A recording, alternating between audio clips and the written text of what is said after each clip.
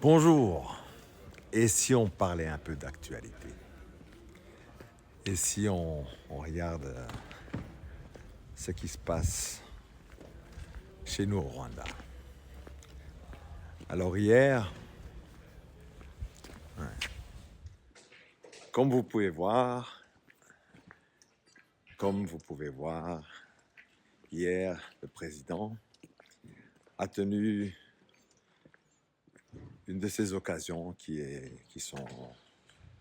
font partie de son style de gouvernance. Depuis qu'il est président, ça veut dire rester en contact avec la population, avec les Rwandais, pour leur parler de où on en est dans l'état des lieux, ce qui se passe au Rwanda, ce qui se passe, ce qui puisse affecter le Rwanda, ou bien, je dirais, ce qui se passe autour du Rwanda. Et comme il y a eu pas mal d'événements ces derniers temps, ça vient à un bon moment. Mais c'est aussi évidemment un moment d'écoute aussi pour lui. Parce que les Rwandais qui participent ont aussi un moment où ils s'expriment, où ils pensent, ils parlent de ce qu'ils pensent, ce qu'ils ont sur le cœur. Donc ça, c'est vraiment le style de gouvernance du Rwanda depuis maintenant une vingtaine d'années, et particulier. Ce contact continu qu'il y a entre le président, son gouvernement, les institutions de l'État et la population. C'est comme une grande famille. Ce qu'il y avait de particulier hier, c'est que le président, en fait, s'est prononcé sur des choses que n'ont jamais été vraiment dites. Il faut peut-être rappeler aux gens qui, qui prennent le cours de l'histoire du Rwanda seulement maintenant, c'est que en 94, quand le président Kagame, aujourd'hui, mais à l'époque était le commandant en chef de l'armée patriotique rwandaise, a mis fin au génocide qui sévissait déjà depuis 3 mois, depuis avril 94, qui en début juillet, en fait, avait, je dis, battu les forces génocidaires. Ce qui s'est passé à ce moment-là, c'est que, la France, puissance européenne à l'époque sous Mitterrand, qui avait à bout de bras soutenu le régime de Habyarimana qui a commis le génocide, à bout de bras au point même que c'est les Français qui ont entraîné pratiquement les milices, euh, les milices qui tuaient, les Interahamwe, comme on dit, qui a aussi entraîné son armée, qui a fourni des armes et tout ça. Quand la France leur a trouvé une porte de sortie parce qu'ils étaient battus sur tous les fronts, et qu'il leur a trouvé une porte de sortie vers le Zaïre de l'époque, qui est devenu le Congo après la chute du maréchal Mobutu, le président maréchal Mobutu. Mais aussi, il y a eu un autre événement, c'est que la Belgique, qui était soi-disant, enfin pas soi-disant, mais qui était reconnue comme l'ancienne, je dirais, autorité coloniale qui avait occupé le Rwanda depuis 1918, avait exfiltré aussi des dignitaires du régime génocidaire ainsi que leurs familles, et qui se sont installés en Belgique sans aucun problème, qu'ils y sont de là depuis tout ce temps, c'est 30 ans. Donc ceux qui étaient petits sont devenus grands maintenant et qui sont complètement intégrés dans la vie politique et sociale en Belgique, et qui, qui de leur façon ont continué à militer pour leurs théories, je dirais, racistes, fascisantes, et soutien d'ailleurs souvent à, à des forces génocidaires qui sévissent encore ici dans la région. Donc ces gens-là existent, mais Ce qui était très intéressant, c'était que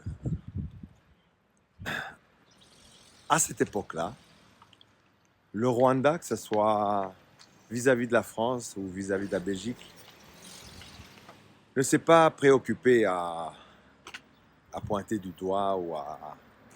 Enfin, pas plus que, que en parler, mais ne s'était pas préoccupé de demander des comptes ni à la France ni à la Belgique. Il y avait d'autres préoccupations, il y avait d'autres priorités.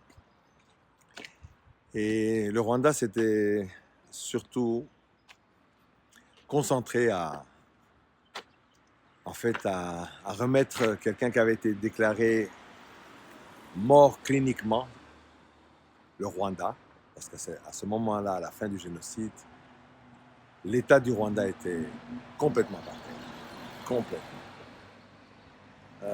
Les gens peut-être ne se rendent pas compte, parce qu'on voit aujourd'hui le Rwanda, peut-être les gens ne se rendent pas compte de d'où vient le Rwanda. Mais à cette époque-là, quand on avait connu une situation où un mari pouvait tuer sa femme et ses enfants à cause d'une idéologie, à cause d'un endoctrinement, à cause d'un lavage de cerveau, où l'épouse tuait son mari, ou l'oncle tuait ses nièces, ses neveux et tout ça. Arrivé à ce point-là, euh, le Rwanda avait beaucoup à faire. Euh, le Rwanda devait reconstruire son tissu social, retrouver son identité originale, qui avait été en fait détruit, dont la destruction commence déjà à l'époque de l'occupation belge, avant l'indépendance du Rwanda. Et hier, c'est ça en fait que le président a rappelé aux Rwandais et à tous ceux qui écoutaient, ce qui veut dire, j'imagine aussi la Belgique. Peut-être que c'était un bon moment de rappeler ça et pour tout le monde, peut-être les gens ne... Enfin non, c'est pas peut-être. Il y a très peu de gens en fait qui savent c'est quoi la vraie histoire. La vraie histoire, c'est quoi? C'est que euh, fin du 19e siècle, il y a une conférence de Berlin qui voit les puissances européennes en fait se partager le gâteau de l'Afrique subsaharienne. C'est surtout cela. Et là-dedans, pratiquement, le roi des Belges à l'époque, qui personnellement prenait la part du lion. Et rappelons peut-être à ceux qui ne savent pas, euh, mais ce fut simplement des tracés de cartes, des tracés de crayons, je dirais, ou de... Oui, il n'y avait pas de bic à l'époque, enfin, ou en tout cas des tracés dessinés sur une carte qui traçait les frontières des futures colonies sans prendre en compte le fait qu'il y avait des populations. Parce qu'en fait, ce que les Européens voulaient, c'était des territoires et du coup, ils devenaient propriétaires de tout ce qu'il y avait là-dessus sur ce territoire, ça veut dire le sous-sol et les êtres humains. Et en fait, la plupart des pays ont été colonisés et ont été créés. Donc les pays qu'on a aujourd'hui ont été créés par les Européens. Le Congo n'est pas à l'œuvre des Congolais. Les Congolais n'existaient pas. C'est Léopold II qui a créé le Congo et qui a créé des Congolais. Enfin, en fin des fins, les habitants sont devenus des Congolais. Comme les Ougandais n'existaient pas. C'est la Grande-Bretagne, le Royaume-Uni qui a en fait créé l'Ouganda. Et que les gens qui étaient à l'intérieur de ces frontières sont devenus Ougandais. Euh, tous les autres pays aussi. Sauf le Rwanda et le Burundi d'ailleurs. Parce que le Rwanda, en fait, n'a jamais été vraiment une colonie. Même si le Rwanda a subi les effets de la colonisation, mais c'est de nouveau à cause de, je dirais, le côté fourbe des colons. Parce que le Rwanda était en fait un protectorat. Ça veut dire que l'État-nation du Rwanda était reconnu. D'ailleurs, pendant la Première Guerre mondiale, le Rwanda, qui avait quelque part signé un, un traité de non-belligérance entre eux et l'Allemagne, et de non-belligérance et d'assistance mutuelle, a fait que le Rwanda, avec son armée de l'époque, sous le roi Yuri III Musinga, s'était d'ailleurs battu aux côtés des forces coloniales allemandes contre les forces coloniales belges. La Première Guerre mondiale, vous le savez tous, c'est qu'ils ont été battus, les Allemands. Et c'est comme ça que la Ligue des Nations, qui était le précurseur des Nations Unies, et ça a été repris par les Nations Unies après, avait confié en fait à la Belgique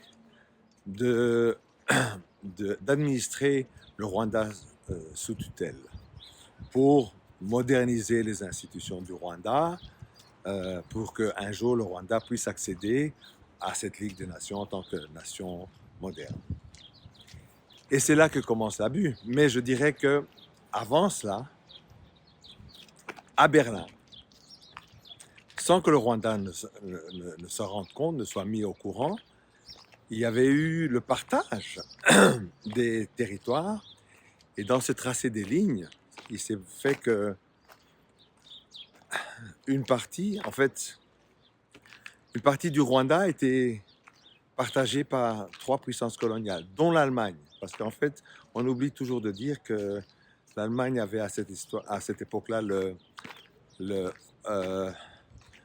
Deutsche Ostafrika, donc le territoire d'Afrique de l'Est allemand. Et il y a une partie donc du territoire, sans que les Rwandais le sachent, a été attribuée à leur territoire Tanganyika, qui allait devenir avec Zanzibar la Tanzanie. Donc il y a une partie de territoire, ce qui veut dire, ça comprend les êtres humains qui étaient là-dessus, les Rwandais, les Banyarwanda. Donc le Rwanda était un État-nation avec une seule nation, les Banyarwanda. Une partie, les Britanniques l'ont prise, ça a été collé à l'Ouganda, et il y a une autre partie que le roi des Belges, parce que le roi des Belges voulait aussi avoir accès au lac Kivu.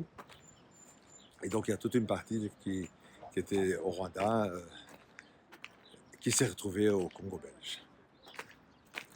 Évidemment, les Rwandais n'avaient jamais été mis au courant, mais c'est comme ça qu'à un certain moment, les gens qui étaient, les Banyarwanda qui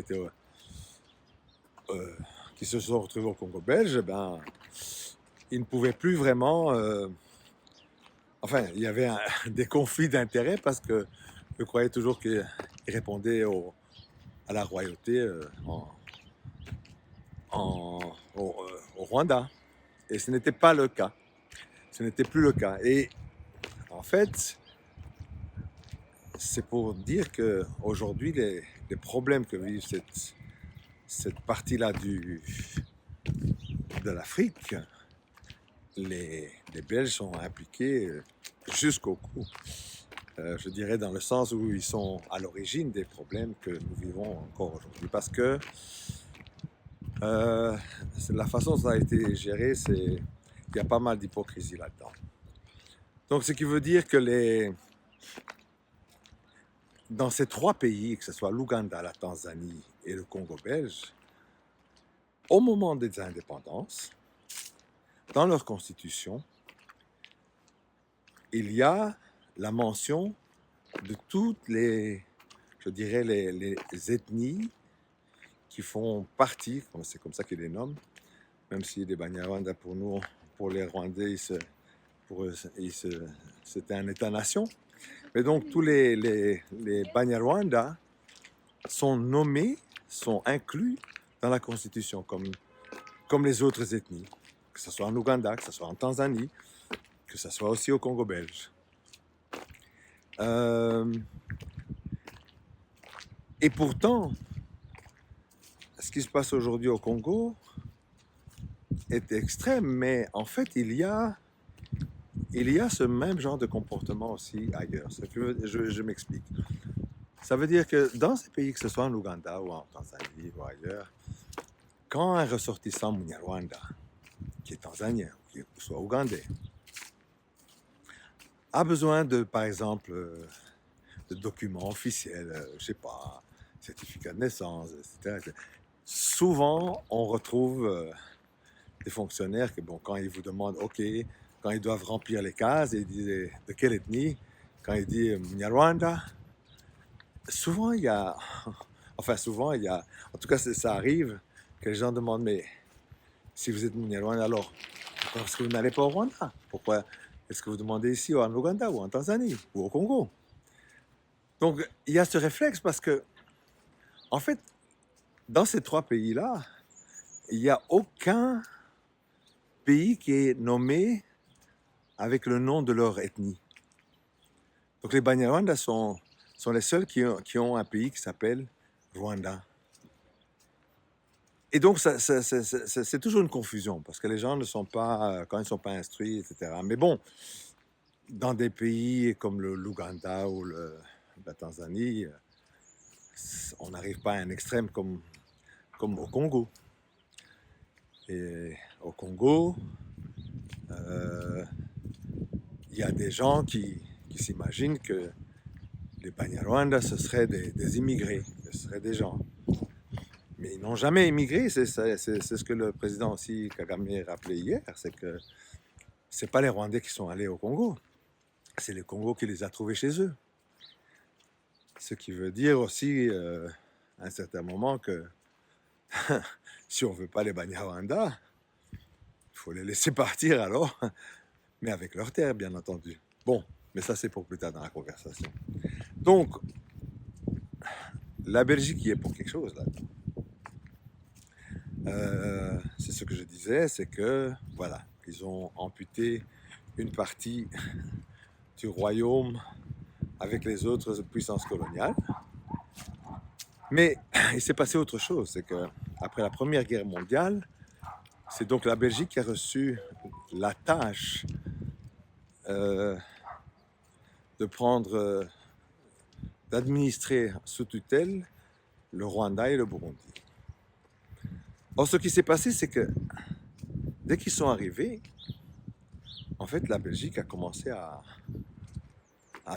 démonter tout ce qui était rwandais.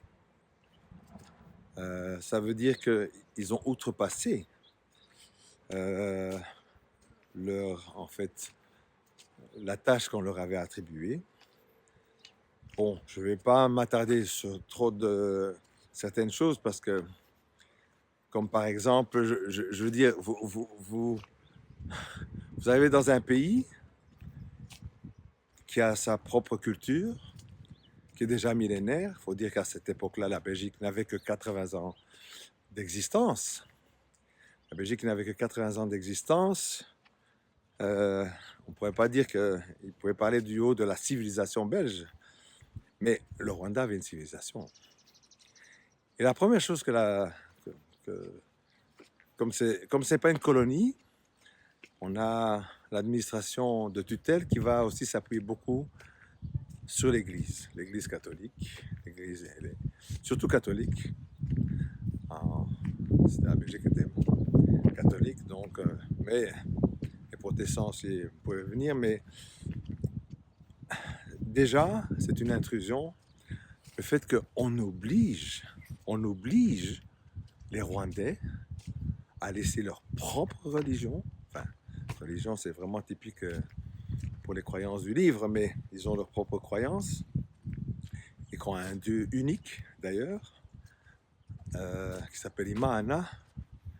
Et au départ, d'ailleurs, c'était très difficile d'imposer cette religion du livre parce qu'ils venaient en disant que ça s'appelle Mungu.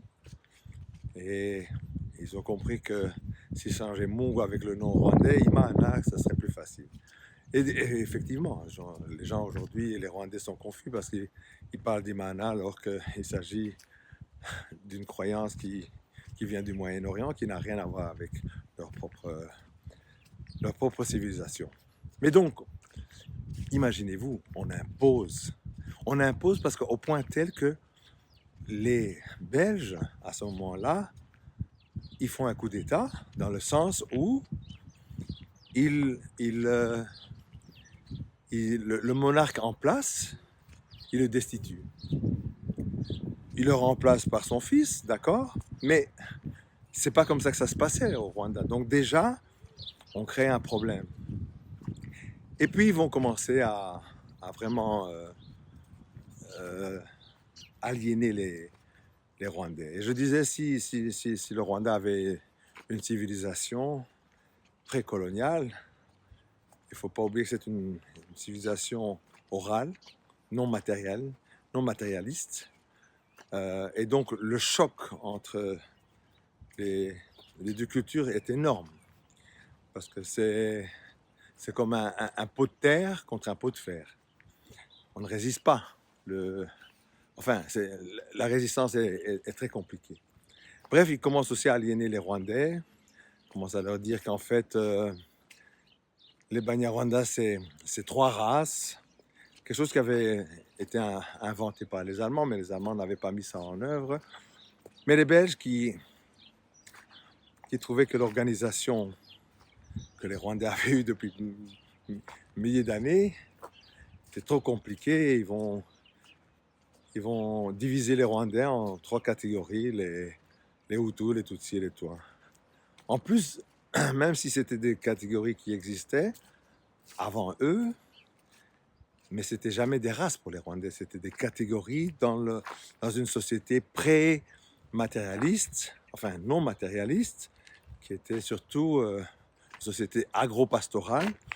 Et ça ne signifiait que, ça voulait dire qu'en fait, sa place dans la société, du type d'occupation qu'on avait, c'était soit le cultiver ou le bétail, ou artisan, comme les toits. Mais c'était pas des races, c'était pas une strate aussi qui soit figée. Quelqu'un pouvait être Tutsi aujourd'hui et ses enfants être Hutu plus tard. Mais surtout que c'est eux qui ont mis les règles. Ça veut dire qu'ils ont commencé à dire que autant de vaches, on était Tutsi, moins de vaches, on était Hutu. Donc on se retrouvait même dans des situations où des individus d'une même famille, les uns étaient Hutu et Tutsi. Tout ça, c'est déjà une intrusion dans la vie des Rwandais, qui auront des conséquences, parce que c'est sur base de ça qu'à un certain moment, on va arriver à 94 avec le génocide. Sans aller immédiatement là, c'est que quand les Rwandais ont commencé à comprendre ce que les Belges étaient en train de faire, on a eu le roi, qu'ils avaient mis sur le trône eux-mêmes, les Belges, qui, lui, et avec d'autres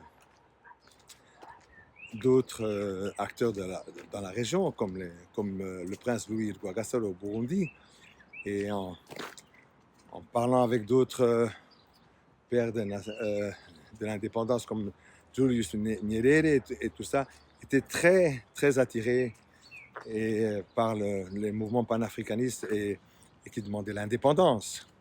Et rappelez-vous, j'ai commencé en disant que les Rwandais, en fait, étaient conscients qu'ils n'étaient pas une colonie. Et c'est quand ils ont commencé à vouloir exiger d'aller aux Nations Unies pour demander que les Belges partent, en fait. Bon, le roi meurt, 25 juillet 1959. Pour les Rwandais, il a été assassiné par les Belges pour l'empêcher qu'il aille demander l'indépendance. Les Belges sont pris de court parce qu'ils croyaient que, en fait, la dynastie se terminerait avec lui. Mais les Rwandais, selon leurs coutumes, ont directement nommé le prochain roi, Kigeli V, Ndahindurwa. Et lui, d'ailleurs, après avoir été donc accédé au trône, est allé assister à l'indépendance du Congo, aller rendre visite, s'est rendu à Kinshasa pour la cérémonie d'indépendance avec Patrice Lumumba, qui était aussi une des personnes à qui ils étaient en contact. À ce moment-là, la Belgique lui a fermé les portes. Il a fermé les portes et le roi n'a plus jamais pu aller retourner dans son pays natal. À ce moment-là, les Nations Unies ont quand même demandé, ont dit à la Belgique que ce n'était pas légal ce qu'ils étaient en train de faire. Et la Belgique a orchestré, soi-disant, une consultation de la population. Et évidemment, je n'avais pas été en détail de vous raconter tout ce qui s'est passé pendant l'occupation de tutelle des Belges. Mais en fait, à travers l'Église et tout ça, je dirais que les Belges avaient commencé à préparer une partie de gens qu'ils parlaient, qu'ils formaient pour en fait créer une situation un peu du style 1786 de révolte des gueux contre les maîtres, les serfs contre les seigneurs, parce que pendant tout ce temps-là, ils avaient imposé aux Rwandais de se voir comme si les Tutsis étaient des seigneurs qui avaient tout, et les Hutus étaient en fait les gueux qui se faisaient exploiter. Encore une fois, je veux dire, le phénomène même de la féodalité, de l'esclavage et tout ça, c'est inconnu dans l'Afrique subsaharienne. Ça n'existe, parce que ça ne se passe que dans des endroits comme en Eurasie, où l'esclavage existait depuis 3000 ans, où la féodalité, des gens qui possèdent tout et ainsi que les gens. Donc ça, c'est un phénomène... J'aimerais bien revenir là-dessus pour vous expliquer ça, parce que, je veux dire, c'est vraiment eurasien. Il n'y a qu'en Eurasie, ça veut dire l'Afrique du Nord, l'Europe occidentale, le Moyen-Orient, l'Europe centrale, jusqu'en Extrême-Orient, ce phénomène existe, mais pas en Afrique subsaharienne, pas dans les sociétés bantoues, pas du tout. Donc, voilà, on est 1959, 1960, la Belgique organise, soi-disant, un référendum, et la Belgique organise le premier bourrage des urnes dans l'histoire du continent subsaharien, de l'Afrique subsaharienne. Parce que, soi-disant, les résultats auraient été que les Hutus ne voulaient plus de la monarchie. Purée. Ça faisait plus de 1000 ans que ces gens vivaient comme ils avaient vécu, et tout d'un coup, il y aurait des gens qui auraient voulu la République. Ils n'avaient aucune idée de ce que c'était. Les Rwandais moyens, parce qu'il y avait combien de Rwandais qui, à ce moment-là, avaient été éduqués par les prêtres. C'était une infime petite partie de la population. Donc, c'est pour ça que je dis que c'était un bourrage d'urne. Ça n'a jamais existé. Mais bon, c'est sur base de cela qu'aussi la Belgique organise en fait carrément la fin de la monarchie. Et pour cela, il y a un officier belge qui vient du Congo avec la force publique, parce que le Congo, c'était la propriété des Belges, non? Donc, ils pouvaient se permettre d'avoir des gens qu'ils avaient enrôlés dans leur force publique. C'est le colonel logiste, il a écrit lui-même son livre. Donc, tout ce que je vous dis là, même repris par lui-même. Lui, sa mission au Rwanda, c'était de descendre la monarchie. Et donc, à ce moment-là, il commence à organiser des pogroms contre ceux qui avaient cette étiquette de Tutsi et d'appartenir au système traditionnel. Et donc, la Belgique est responsable des premiers réfugiés que connaît le continent africain subsaharien avant les indépendances. À partir de 59, 60, 61, jusqu'à l'indépendance, les gens qui sont appelés Tutsis sont obligés de fuir le Rwanda pour ne pas être tués. Et c'est là que vient l'origine des premiers réfugiés. Et il y en a aussi qui vont au Congo, il y en a d'autres qui vont au Burundi, il y en a d'autres qui vont en Ouganda, d'autres en Tanzanie. Et donc, ça, ce sont des gens qui sont arrivés au Congo comme réfugiés. Mais ce ne sont pas les Banyarwanda congolais qui, eux, étaient déjà là chez eux. Donc, ce sont deux populations différentes, même s'ils sont tous Banyarwanda. Voilà, ça c'est la main de la Belgique à cette époque-là. Mais ce qui est pire, c'est que à l'indépendance, la Belgique va soutenir à bout de bras en fait des régimes qui instaurent l'apartheid, qui instaurent la ségrégation, qui fassent que en fait les Tutsis deviennent des citoyens de seconde zone, qui doivent raser les murs. Parce qu'en plus de cela, quand les réfugiés essaient de revenir chez eux, par les armes, bien entendu, puisqu'on ne les laissait pas rentrer chez eux, c'est de nouveau les Belges qui soutiennent le premier régime ségrégationniste de Kayibanda et du Parmehutu. D'ailleurs, pour avoir un parti politique qui s'appelle Parmehutu, c'était normalement... Ça n'aurait jamais existé pour les Rwandais. Parce que les Rwandais ne s'étaient jamais identifiés comme Hutu, Tutsi ou toi, non. Ils s'identifiaient comme les Rwandais, et puis les gens pourraient dire leur lignage, de quels ancêtres, de quel clan ils font partie. Et les clans, justement, dans les clans, il y avait des Hutus, des Tutsis et des Twa, ce qui veut dire que les membres d'un seul clan, déjà, avaient une origine commune, des ancêtres communs. Donc, pour dire que, encore une fois, que Hutu, Tutsi, c'était pas des races. Il n'y avait qu'une seule race, c'était les Banyarwanda. Mais bon, donc revenons à cette époque-là, c'est que au début de ces années-là, qu'est-ce qu'on voit, c'est que les réfugiés essaient de rentrer. Et donc, c'est pour ça que je dis que les Tutsis qui étaient restés au Rwanda pendant tout ce temps-là étaient des citoyens potentiellement visés. Potentiellement visés, et même ceux qui ont aussi été victimes de cela, soi-disant accusés d'être complices des gens qui voulaient rentrer. Et donc, ces pogroms étaient quand même des actes de génocide. Et ça va durer même avec la Deuxième République d'Habyarimana, qui, quand il prend le pouvoir, en faisant un coup d'État au premier président Kayibanda, malgré les promesses d'unifier le Rwanda, ça va continuer à être un régime d'apartheid. Donc, pendant 30 ans, de 62 aux années 90, 94, la Belgique va soutenir un pays raciste, fascisant, qui faisait que vivre en tant que Tutsi à cette époque-là était à risque. Et voilà, tout ça va culminer quand même dans le génocide justement de 94. Parce que pendant ces 30 ans, les réfugiés demandent de pouvoir rentrer chez eux et on leur interdit de rentrer. Pire, à l'époque, le président Habyarimana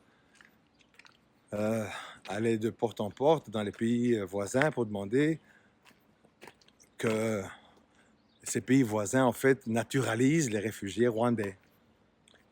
Vous vous rendez compte, je veux dire,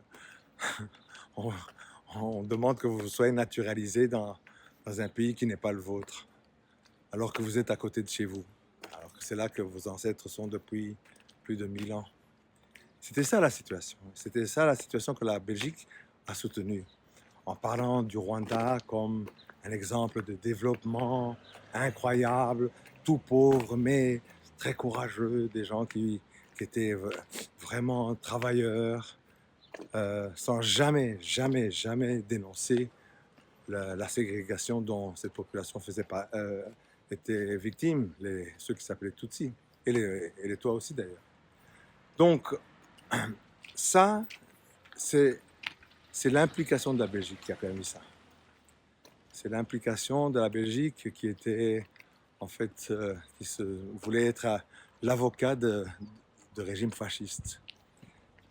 Vient, après plusieurs demandes des communautés réfugiées, la date de 90, quand les Rwandais en exil, en fait, se sont décidés à, puisqu'ils ne pouvaient pas rentrer normalement, ont décidé de prendre des armes. Et c'est comme ça que la guerre de libération commence du FPR avec le président Kagame. Donc tout ça, pendant tout ce temps-là, les Rwandais sont très conscients de cela. Les Rwandais sont très conscients du fait que la Belgique fait partie des gens qui, en tout cas les politiciens belges, font partie du problème et des malheurs et des pertes en vie humaine qu'ont subi les Rwandais. Mais le Rwanda de l'après 94, 94, ne s'est pas pressé à pointer du doigt la Belgique. Et la France d'ailleurs. Parce que ça c'est un autre chapitre. La France a carrément soutenu et formé les génocidaires. Et par contre, c'est la France qui a un petit détail d'ailleurs aussi. C'est que tout ce temps-là, une des thèses de pourquoi ils ne laissaient pas les réfugiés rentrer, et une thèse qui était en fait soutenue par la Belgique aussi, c'était de dire que le Rwanda était trop rempli, il était surpeuplé, que le Rwanda était trop petit pour aménager ça. Au moment où Habyarimana disait ça, ce genre de discours, le Rwanda avait une population entre 4 et 5 millions d'habitants, qui est arrivé à peu près à 6 millions en 1994. Imaginez-vous que en 30 ans, parce que c'est ça, hein, je veux dire, à l'indépendance, le Rwanda n'avait que à peu près 2 millions d'habitants. Hein. Tout d'un coup, ils étaient remplis. En 30 ans, ils étaient tellement trop remplis qu'ils ne pouvaient pas accommoder leurs propres ressortissants rwandais. 30 ans plus tard, après 1994, aujourd'hui, le Rwanda a 14 millions d'habitants. Et le Rwanda ne dit pas qu'il est trop rempli. Donc c'est vraiment, ça vous démontre quelle mentalité qu'il y avait à cette époque-là et comment les gens étaient confrontés à tout simplement soutenir un régime fasciste. Aujourd'hui, justement, c'est ça qui a été, je dirais, la priorité pour les gouvernements rwandais qui avaient arrêté le génocide et reconstruit, je dirais, le tissu social, le tissu national des Rwandais, de les remettre ensemble et que les gens... Attention, parce que la priorité, justement, en 1994, c'était de pouvoir obtenir de ceux qui avaient commis les crimes, d'avouer leurs crimes, pour qu'on puisse au moins demander éventuellement, pas éventuellement, pour qu'on puisse demander ce qu'on ne pouvait pas demander normalement, mais de demander aux victimes qui avaient survécu de pardonner. C'est quelque chose dont les gens les commentateurs ne remarquent jamais l'importance de cela. Je veux dire, parce que la reconstruction du Rwanda, c'est de se retrouver ensemble en tant que Rwandais. Et dans des situations où quelquefois quelqu'un reste tout seul alors que tous les siens ont été exterminés, mais vraiment tout le monde, de devoir pardonner, de vivre à côté de ceux qui ont exterminé tout le monde de leur famille. Et même quelquefois à se retrouver, à se marier. C'est ça le miracle du Rwanda post-94. Et tout ça vient du fait que, au départ, juste pour vous donner encore peut-être quelques données, mais au moment où le Rwanda est encore un État-nation avant le grand découpage, la population rwandaise c'est tout juste donc au 19e siècle. Vous pouvez googler ça hein, si vous voulez. Mais la population rwandaise fait à peu près 1,2 million seulement de Rwandais sur un territoire qui est 3 fois aujourd'hui le territoire d'aujourd'hui. Mais pour les Rwandais, il aurait fallu épargner, je dirais, à peu près plus de 1000 ans pour arriver même à 1,2 million. Les gens ne se rendent jamais compte que l'Afrique subsaharienne est jusqu'à aujourd'hui d'ailleurs sous-peuplée comparée à d'autres parties du monde.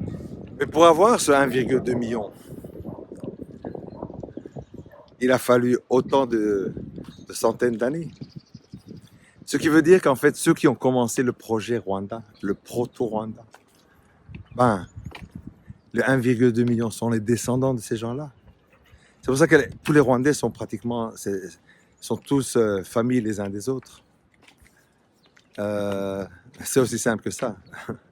Je veux dire, il n'y a pas des gens qui sont venus de n'importe où, comme on dit, certaines théories. Oui, bon, s'il y a eu des mouvements de population, c'est des centaines de milliers d'années d'avant.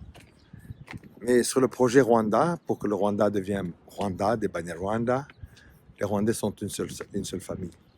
Et c'est ça qu'il fallait, après 94, remettre ensemble.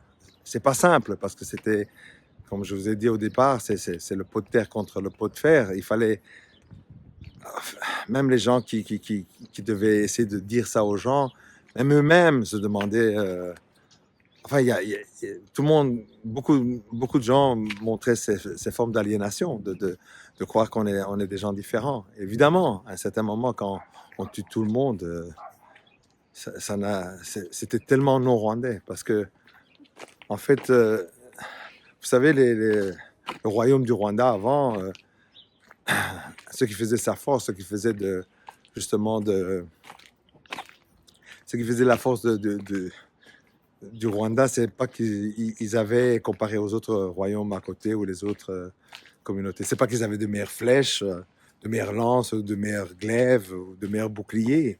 Non, c'était le nombre des gens.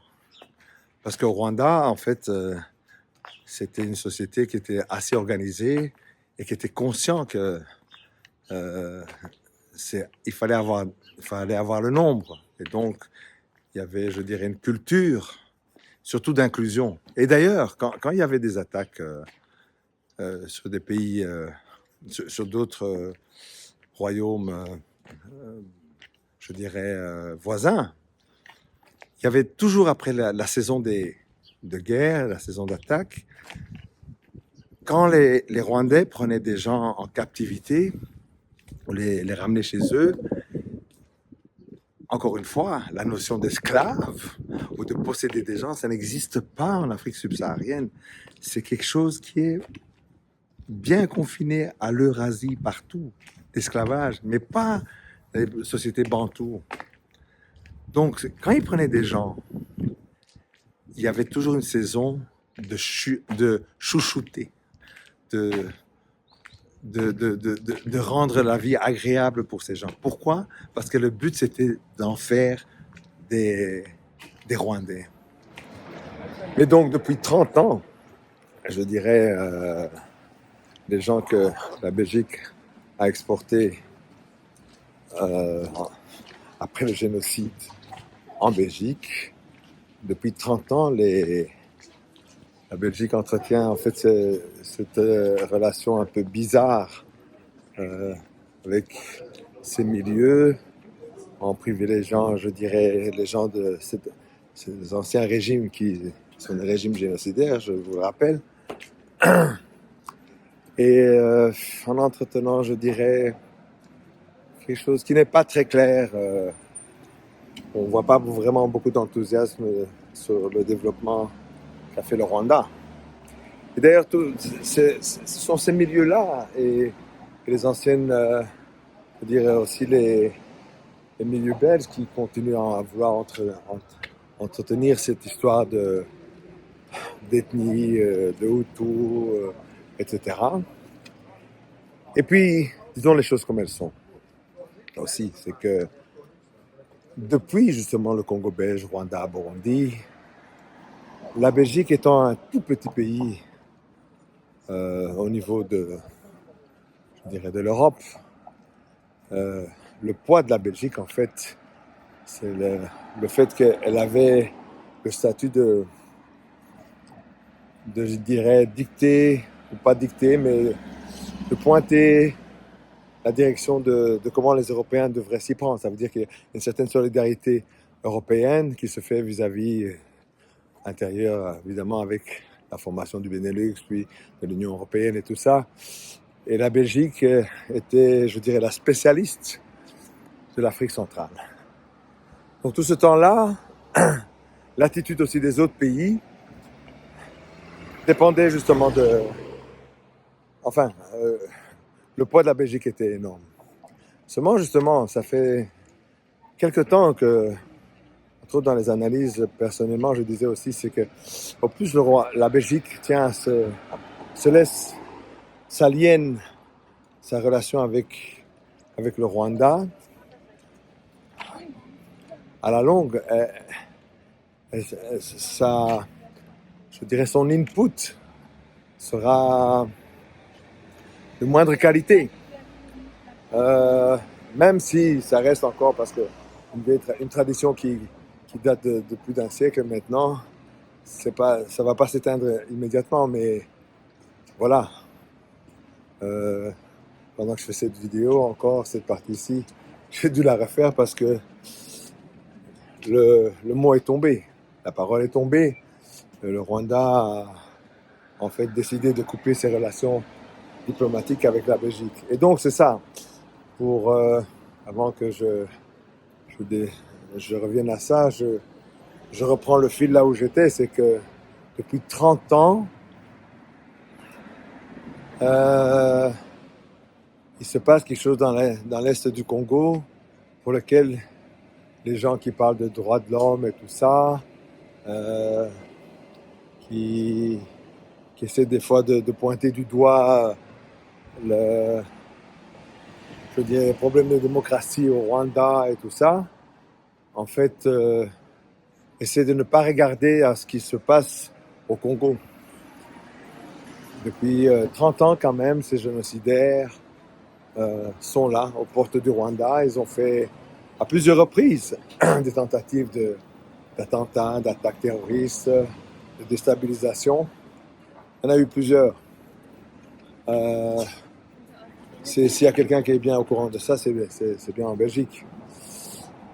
Mais tout ça a été ignoré. Et puis aujourd'hui, en fait, si ça a été ignoré, s'il y a encore des FDLR, s'il y a encore des génocidaires là-bas, ce n'est pas anodin, ce n'est pas accidentel, c'est pas quelque chose qui s'est fait tout seul. C'est sûr parce qu'il y a cette tolérance. On tolère qu'il y a ça. Je ne crois pas qu'on aurait un jour toléré qu'il y aurait une division de la Wehrmacht ou bien des nazis SS qui s'échappent d'un anéantissement total des Alliés après la Deuxième Guerre mondiale, qui se retrouveraient en Alsace-Lorraine ou en Pologne, entraînés encore pendant 30 ans, menaçant l'Allemagne qui se reconstruisait après la Deuxième Guerre mondiale. Évidemment, le scénario était différent, c'était la guerre froide. Mais en tout cas, au Congo, ça fait 30 ans qu'on tolère les génocidaires qui sont là.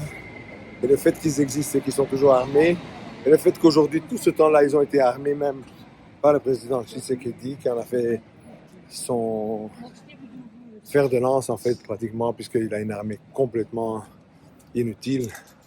Il n'arrive pas à vraiment se battre sur le terrain. On a cette situation donc, d'insécurité qui est créée aux frontières du Rwanda. Et rappelons-le quand même, c'est que le Rwanda n'a pas cette profondeur territoriale qu'ont d'autres pays comme justement le Congo ou bien d'autres grands pays créés par les colons. Donc ça veut dire que c'est un petit pays qui a pratiquement la taille de la Belgique et que toute attaque a un impact sur le Rwanda. Donc le Rwanda ne peut même pas se permettre ça. Si ça, ce n'est pas clair pour les puissances occidentales qui gèrent ce monde, ce n'est pas les Rwandais qui vont devoir s'expliquer 2 fois. Ils ne vont pas devoir s'excuser pour pouvoir assurer la sécurité des Rwandais. C'est ce qui passait à Goma. Mais à Goma, il y a une autre couche encore que les gens préfèrent ignorer. L'histoire des Banyarwanda congolais est une histoire vraie et les Européens, les Occidentaux le savent. Ils feignent de l'ignorer. Ils feignent de l'ignorer que depuis 30 ans, ils sont victimes de persécutions. De persécutions violentes d'ailleurs. C'est pour ça qu'ils ont dû organiser des mouvements armés. Le M23 n'est que, en fait, un héritier d'autres mouvements qu'il y a eu avant, c'était le CNDP et même le RCD. Donc il y a une histoire, même si les politiciens qui étaient en place il y a 30 ans sont différents aujourd'hui, s'il n'y a pas de transmission de la mémoire, eh bien c'est un défaut pour l'Occident. Mais en tout cas, le problème pour l'instant, et la réalité, c'est que on ne peut pas demander au M23 de céder du terrain. Ils sont chez eux. Ils sont chez eux. Ceux qui le disent, en fait, insultent, en fait, ont un dédain pour les Banyarwanda qui sont congolais. Puisqu'ils ne sont jamais venus régler leurs problèmes, ce n'est pas aujourd'hui qu'ils vont quitter le terrain. Et à la longue, comme l'a dit le président aussi lors de cette réunion hier, c'est que bon, si le Congo ne veut pas les Banyarwanda congolais, qu'il les laisse partir, mais qu'il les laisse partir avec leurs terres. Bon, suite au prochain épisode. Voyons ce qui va sortir de tout ceci. Donc voilà, le Rwanda a rompu ses relations diplomatiques avec la Belgique. Et la Belgique, à travers son ministre des Affaires étrangères, exprime son regret. Mais soyons clairs, c'est eux qui l'ont cherché. Je veux dire, vous ne pouvez pas continuer à menacer le Rwanda en disant en plus, parce que ça fait partie de la réunion d'hier, c'est que le président rwandais a dévoilé a partagé plutôt comment la Belgique appelle tout le monde à prendre des sanctions contre le Rwanda. Le monde entier. Et il faisait d'ailleurs de l'humour là-dessus. Vous imaginez la taille du Rwanda et la Belgique est en train d'appeler le monde entier pour prendre des sanctions contre ce petit Rwanda en disant est-ce que ce n'est pas ridicule? Bon, on en est là. Donc, je vous rappelle qu'en 1994, le Rwanda n'a été ni après la France, ni après la Belgique. On ne s'est pas occupé de ces pays-là, mais ce sont ces pays-là qui ont maintenant rattrapé leur relation avec le Rwanda. Et la première fois, quand la France a voulu commencer à attaquer le Rwanda à travers toutes sortes de canaux, comme par exemple la justice internationale avec le juge Bruguière, on en est arrivé à un certain moment que le Rwanda a rompu ses relations diplomatiques avec la France. La morale de l'histoire, c'est que la France est revenue. C'est eux qui ont demandé après de renouer les relations diplomatiques. Aujourd'hui, autant d'années après, c'est la Belgique qui a commencé à menacer le Rwanda. Et le Rwanda a rompu ses relations diplomatiques aujourd'hui. Demain, nous apprendrons comment tout ceci va évoluer. Allez, ciao.